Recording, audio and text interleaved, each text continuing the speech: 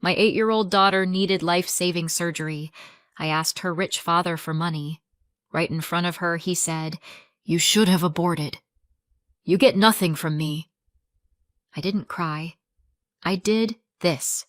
Now my daughter is happy and healthy, and my ex's life fell apart. I stood on the front steps of an expensive private club, holding Maddie's hand so tight it felt like tomorrow depended on the strength of my fingers. Inside, music played. Laughter. Clinking glasses. Someone's congratulations. Everything people use to celebrate other people's good fortune. That night they were sending his father off into retirement. A big event. Big guests. Big money. And, as it turned out, a very small conscience.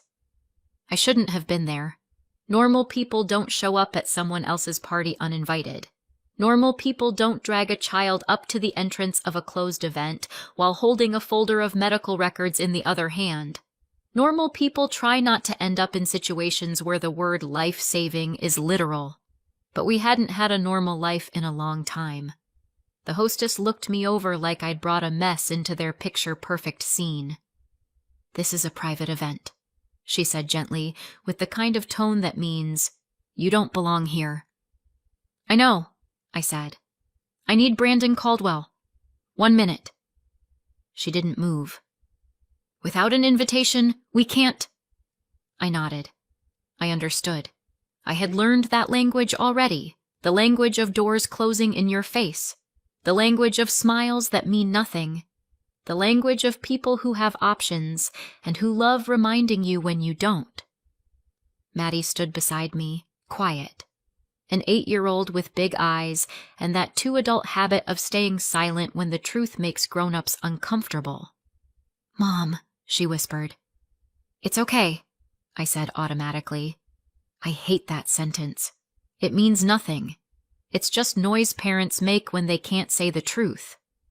The hostess disappeared, then came back a minute later, now visibly annoyed. "He's busy, and you don't have an invitation." I almost turned around. Almost. Then Maddie leaned into me, just a little, and I felt her fingers trembling. Not a tantrum, not tears, just a small shake, like a bird in your hands. Something inside me clicked, not loudly, not dramatically, just like a switch. "Tell him one thing," I said calmly. "There's a woman here, and she says the little girl next to her is his daughter." The hostess blinked, then blinked again. For a second her face turned human. "Wait here." She vanished. We stayed on the steps. I watched the glass doors and tried not to think about how people behind them were eating steak and laughing while my mind kept looping one word: surgery. A couple minutes later, the doors opened, and he walked out. Brandon looked the same, handsome, confident, loosely relaxed, like a man who's spent his whole life watching problems get solved with money or someone else's phone call. He wore an expensive suit that fit like it had been borne on his shoulders, a cigar in his hand. Yes, a cigar, because when you're rich, you can cosplay as a character from an old movie in the 21st century. He stopped when he saw us, and for a second he looked thrown. That second was enough for me to see it on his face. He understood. He didn't need a test. He didn't need my story. It felt like he needed one detail. Maddie's face, her brows, her chin, the exact expression she makes when she frowns, the one he makes too. He looked at her like someone had just handed him a bill for a dinner he didn't order. "You," he breathed, then flicked his eyes to me. "So you really had it." The words landed almost casually, like we weren't talking about a child but a package I'd picked up without a delivery slip. Maddie squeezed my hand harder. I swallowed. "She's your daughter, Brandon. She's 8. He gave a short, tight laugh. 8, he repeated, like he was tasting the number. "So what now? You need money?" Just like that. No how are you, no why, no what do you need. Straight to the point. Money. I nodded. Yes. How much? He asked, like we were negotiating over a used car. I opened the folder, not dramatically, not shaking, just opened it and showed him the first page. Black ink on white paper. Numbers. Deadlines. Diagnosis. His eyes slid over it, and the boredom arrived instantly. Listen, he said, exhaling smoke away from us. What are your claims here? You decided to keep it. I offered you another option, and by the way, I helped back then, so fair is fair. There's nothing you get from me. That's when I almost laughed. Not because it was funny, because the alternative was screaming. Fair is fair. He said it like fairness was a clause in a contract his father once signed on his behalf. I didn't come here to debate fairness, I said. I came for a chance for her. Maddie stood beside me, looking up at him. No excitement, no hope. Just watching. Like kids do when adults are doing something important and the kid doesn't know yet whether they'll ever be able to unsee it. She needs surgery, I went on. Urgently. Otherwise, I didn't say, otherwise she'll die. Not because I was scared of the truth, because you don't put that word next to a child when it's about the child. It's like striking glass. He tipped his head. Surgery. He drew it out. So she's sick too? He sounded almost relieved, as if the universe had handed him an excuse not to feel like a monster. And then, right there on the steps, 2 feet from my daughter, he said it. Calmly. Clearly. Without anger. Like a fact. You should have aborted. You get nothing from me. I felt Maddie flinch. The words were English, but the cruelty didn't need translating. Kids understand cruelty faster than grammar. I didn't cry, not because I'm strong, because I didn't have the luxury of falling apart. Not then. Not in front of her. I closed the folder slowly. Got it, I said. He was already turning away, like he'd checked off a task. Denied. But I still added, quietly, level, no threats. I didn't come here for a war, Brandon. But if you think you can just disappear, I'll do it officially. Through the court. Paternity. Child support. Everything the way it works in this country. Not because I want a payoff. Because Maddie has a right. He stopped, shot me an irritated look. Gold diggers, he muttered, slipping into a familiar role. I've seen dozens of you. Then he looked at Maddie and gave a little smirk, like an idea had amused him. You know, he said almost cheerfully, when I have a kid with the woman I love, then I'll help. But this one? He waved a hand like he was dismissing a delivery he hadn't ordered. I don't know. And he walked back inside, to the congratulations and the photos, to the place where everything in his life was still fine. We stayed on the steps. Maddie was quiet. Then she tilted her face up and asked softly, Mom, is he really my dad? I looked at her and answered just as softly. Biologically, yes. But a dad is the one who stays. She nodded, like she already knew. We walked to the car. I held her hand and didn't look back once. I didn't cry. I did what mothers do when someone takes their air away. I turned pain into a to-do list. To understand why I even knew where to find Brandon, and why my child ended up standing on the steps of someone else's party, you have to go back to where it started. I moved to Columbus not because I dreamed of a big city. I moved because I had to go somewhere. My grandmother raised me, not helped, not watched me sometimes. Raised, like you raise a tree in wind, propping it up, tying it off, sometimes cursing the weather. My parents weren't really in the picture. Grandma was everything. Home, discipline, first aid kit, and the one person who could say, "You'll make it," in a way that sounded like truth. I studied nursing and worked whatever I could. Night shifts, weekends, other people's demands, other people's blood, other people's pain. Strangely, all of that felt easier than dealing with my own life. I didn't like clubs, noise, crowds, strangers' bodies too close. I was the kind of girl friends dragged out saying, "You need to loosen up," and then acted surprised when you stood against the wall counting minutes to escape. That night, I was standing against the wall, and then he came over.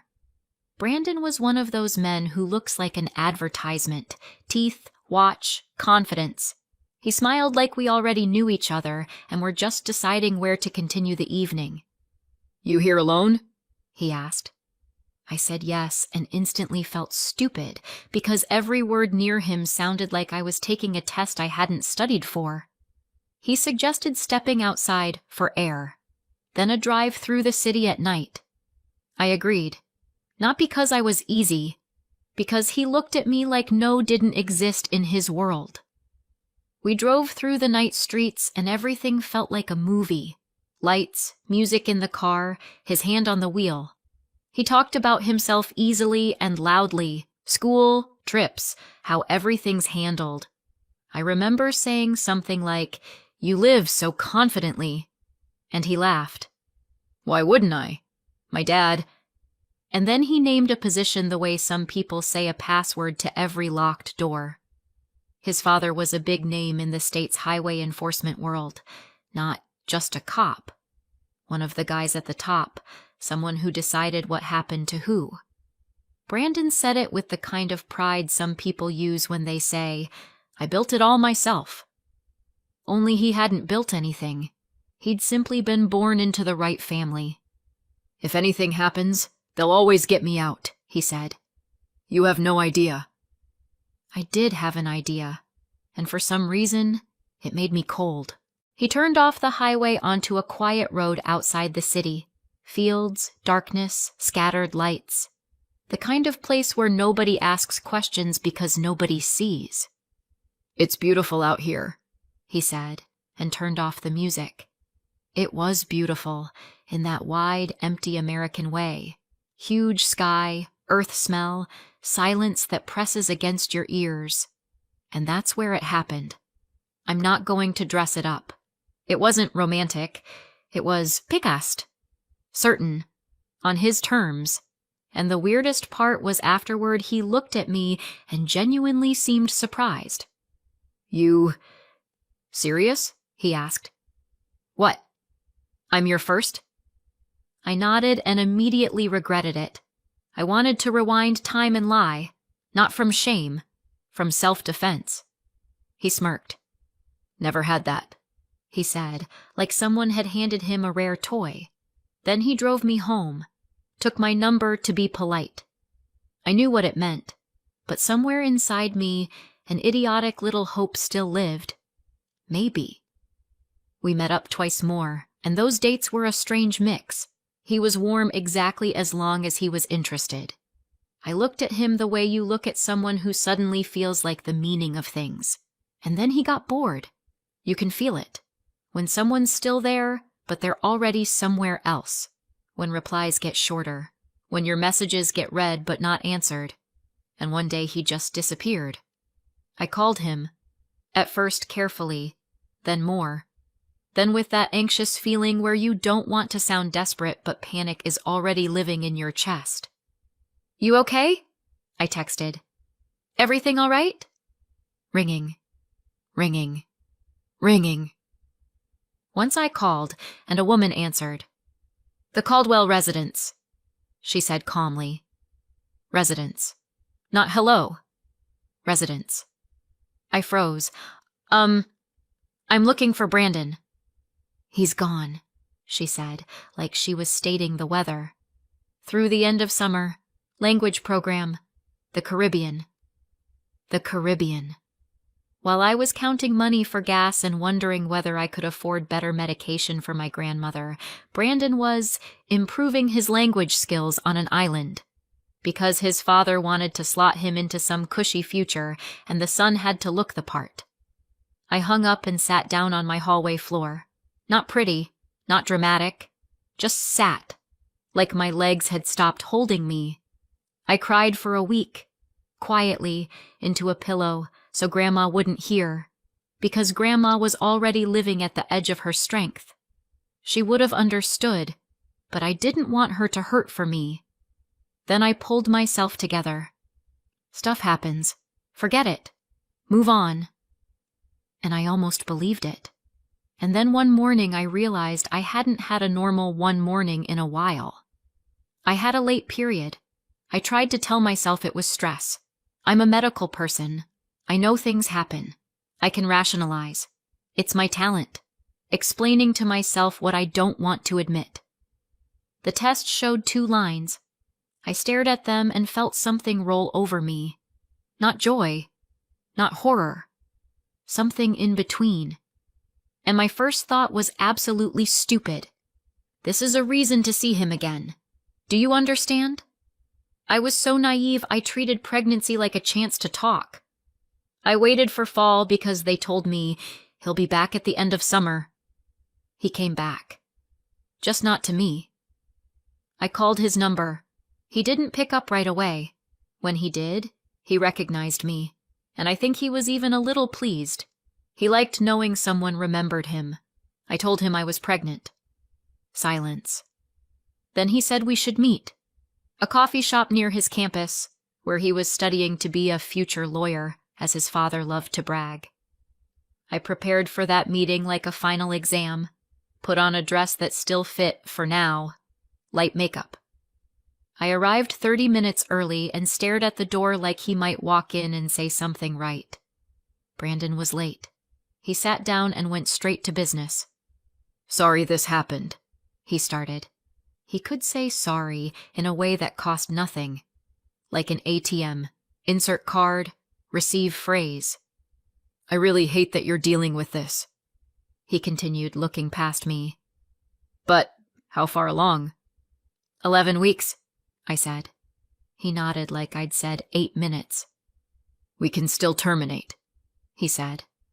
I didn't even register the meaning immediately. "What?" "Don't drag it out," he said, already certain. "There are private Anderson clinics. They'll do it fast. Don't worry about the cost. I'll take you right now." I sat there and couldn't believe it. Over the summer, I'd gotten used to the idea that I was going to be a mother. I'd already started loving the tiny being inside me. I'd told Grandma. Grandma went quiet at first. Then she fussed and cried and took her heart drops. She wanted a different life for me. Yes. She dreamed I'd be happy in the normal way. But she didn't say, "Get rid of it."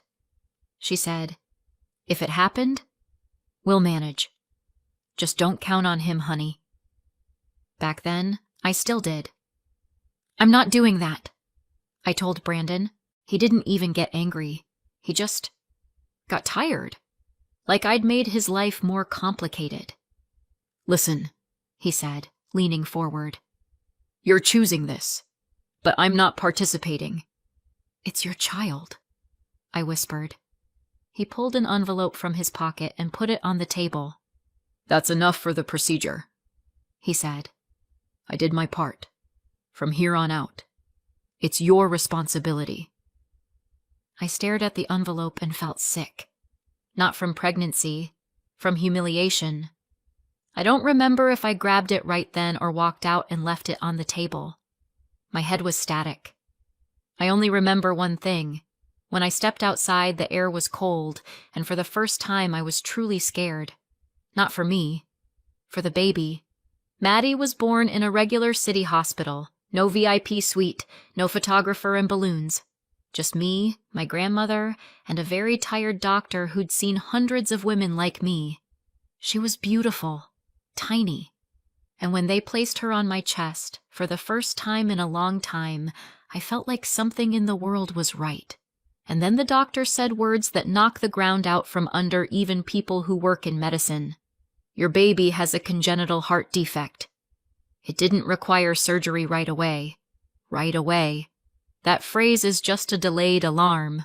Otherwise, Maddie was healthy, warm. She smelled like milk. She grabbed my finger so hard it was like she was holding on to life and had no intention of letting go. My grandmother and I adored her. Money got funny, in the worst way. I couldn't work. The benefits were tiny. We counted everything, from diapers to gas. Grandma cut back on herself so much it made me angry. She could have bought decent groceries, but she bought Maddie a toy. And you know what's strange? Even in those months, I never seriously thought about going to Brandon. Not because I was proud, because I could hear his voice in my head. You chose this.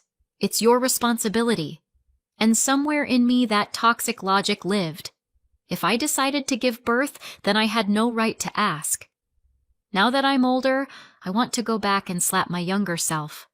Not out of anger, out of pity, because it wasn't pride. It was being cornered. Maddie grew up not like a typical kid. She grew up like a little question mark. By 4, she was reading. By 5, she was doing math meant for 2nd or 3rd graders. She asked a million questions. Why blood is red, why planes don't fall, why people have different voices, why the heart beats like that. Sometimes I looked at her and thought, God, please let you always stay this alive. And sometimes, at night, when Maddie slept, I sat at the kitchen table and Googled her diagnosis, and it felt like I'd stopped breathing too. When Maddie started daycare, I could go back to work. I took nursing shifts nobody wanted. Grandma picked Maddie up, fed her, read books to her, taught her chess. Yes, chess. Maddie liked thinking. Life slowly started to settle. We even allowed ourselves small joys. Pizza on Fridays, a trip to the park, ice cream just because. And we almost believed that right away would stretch into years. But right away ended when Maddie turned 8. First, she tired faster. Then she complained more often about chest pain. Then one day she just sat down on the school hallway floor and told her teacher she couldn't breathe right. I picked her up and drove straight to the doctor. The doctor looked at the results, then at me and said, "She needs surgery, soon." He named the cost. Even with insurance, even with payment plans, even with us doing everything right, it was money I'd never had in my life, and never could. I went pale. Not metaphorically. Actually, because in moments like that, your brain does one thing. It starts calculating what you can sell. A house? We didn't have one. A car? A drop in the ocean? A loan? Nobody would give me that kind of loan, and there wasn't time anyway. The doctor saw my face and added, "The hospital has assistance programs, charity care, fund support, community fundraising. A social worker will talk with you. We help families in these situations." I nodded, holding back tears, on autopilot. Then he said, "But sometimes fundraising takes months. And in your case, the sooner, the better." When we walked out, Maddie stayed brave. She asked, "Mom, are they going to cut me?" "They're going to fix you," I said. "And you're going to run faster than anyone." She tried to smile. It came out crooked. At home, I sat at the kitchen table and understood one thing. I needed a huge amount of money. Now. And I knew exactly who had it. Brandon. I didn't stalk him. I truly tried to live like he didn't exist. But Brandon was the kind of person you couldn't fully avoid. He was a local mini-celebrity. Parties, expensive cars, projects, photos by pools with drinks and headphones, the life is great grin. Even in his 30s, he had that habit of looking like a 20-year-old who thinks rules are for other people. He had everything that was fantasy to me. Multiple properties, a parent's house with a pool, money spent because it felt like it. And I had a little girl who might not live to the next school year. I opened a local news site and saw a headline. His father was retiring. Big reception, closed event, elite place, a perfect chance to speak. I'm not proud of what I did next, but I'd do it again. That's how we ended up on those steps. I brought the diagnosis. I brought the numbers. I brought my child. I brought truth into a place that was built to live without it. And Brandon brought a cigar, confidence, and that abortion line. After his words, I wanted to curl up in the passenger seat and disappear. I wanted to cry until there was no air left. I wanted to... a lot of things. But Maddie was sitting right there, and I knew, if I fell apart, she wouldn't just remember the hospital and the surgery. She'd remember me, broken. So I did what I do best. I turned emotion into action. The next day, I met with the hospital social worker. We filled out the forms, we filed applications. We did what people do when they don't have rich parents, and they don't have a call from the top. At the same time, I launched a fundraiser. Yes, that one. On the platform everyone in America knows. I wrote our story the best I could. No hysteria, no theater, just facts.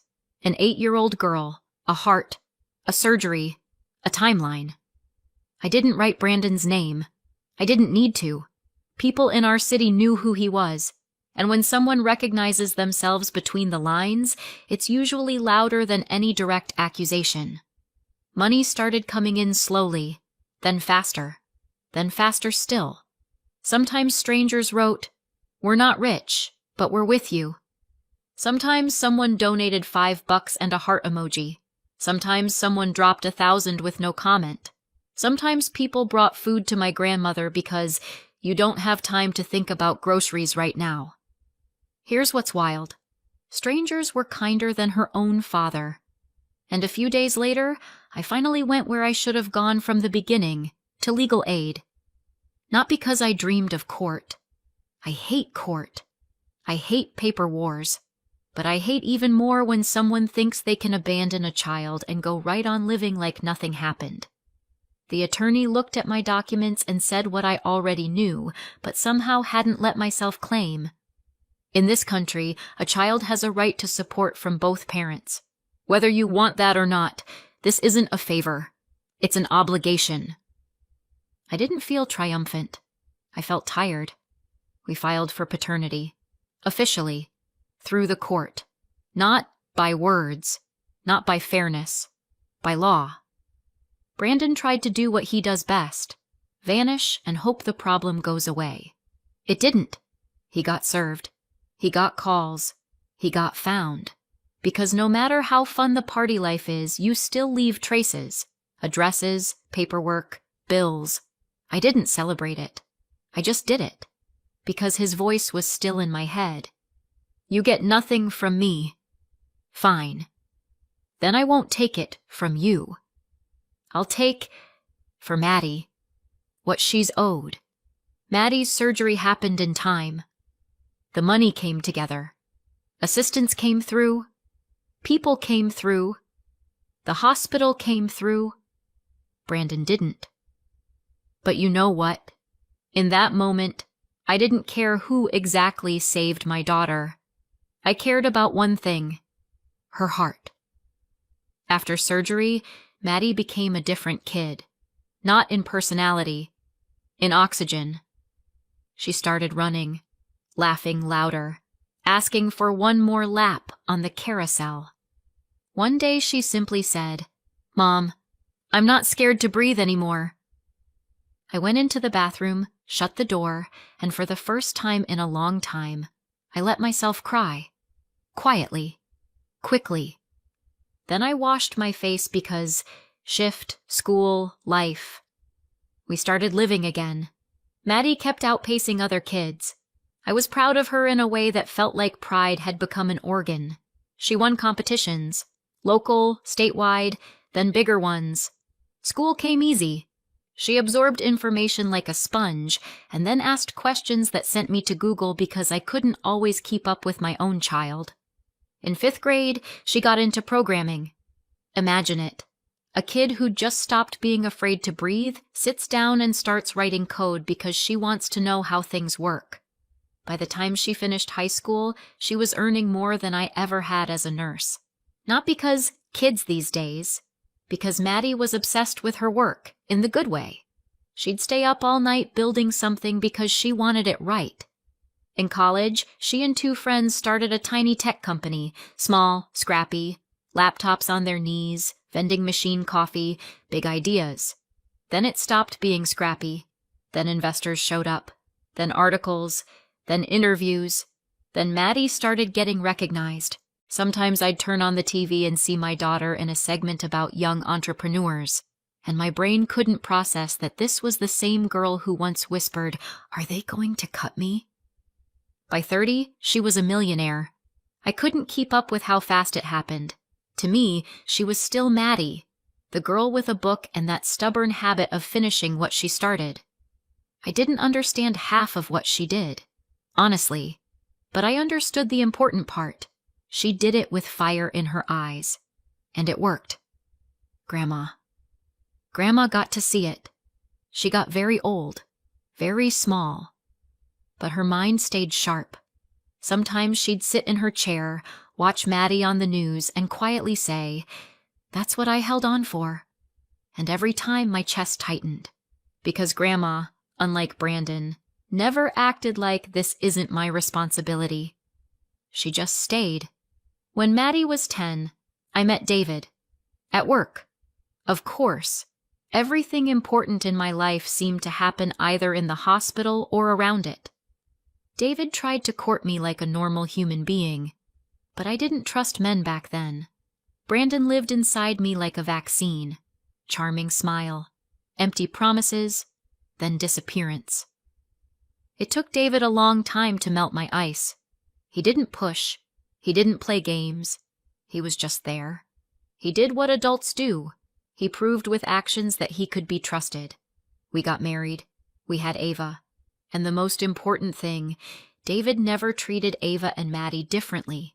He played chess with Maddie, talked to her, not like a kid, but like a person, backed her ideas, laughed at her jokes, listened when she explained how some new program worked, even though he, like me, didn't always understand. Sometimes I felt like I gave Maddie more attention, not because I loved Ava less, but because Maddie always carried that feeling in me. I owe her. I owed her for those steps, for that refusal, for that line about abortion. David said to me once, "You don't owe her anything. You've already done everything." And that might have been the strongest support I've ever heard. When Maddie grew up, she said more than once, "David taught me that normal men exist." And every time I thought, there, that's what family is. Not blood, not last names, not fairness. Choice. I tried not to think about Brandon. Most of what I learned about Brandon after that came in fragments, local news, public records, and years later, what the journalist told Maddie. I knew he was out there somewhere, living, partying, smiling for cameras. Sometimes his photos popped up because the internet loves handing you memories you never asked for, but time sorts things out. His father retired. The flow of help slowed. Brandon sulked. Not because he suddenly learned the value of work, no, because money stopped being as effortless. His father, now retired, tried his hand at business. For a while it seemed to work. Then, heart attack. And Brandon was left with a mother who'd never worked, who'd gotten used to a life where things just happen. From what I heard, when his father died, the department Brandon had been placed into didn't keep him long. They'd kept him out of respect for the old boss. When the respect left with the boss, Brandon left too. Slowly he and his mother sold off property. There was a lot. Enough to keep the pretty life going for years after that. Brandon even managed to get married and have a daughter in that time. His wife didn't stay long. No future. A marriage to a lazy, frivolous man who only knew how to take wasn't romance. It was quicksand. She left. Made him promise, at least that's how it was told to me, he'd never bother them again. And you know what's the most stunning part? And from what I could tell, Brandon was happy to keep that promise. Probably the only promise he ever kept. Then they had to sell the big house, move to an apartment, then a smaller, cheaper place. Then his mother died.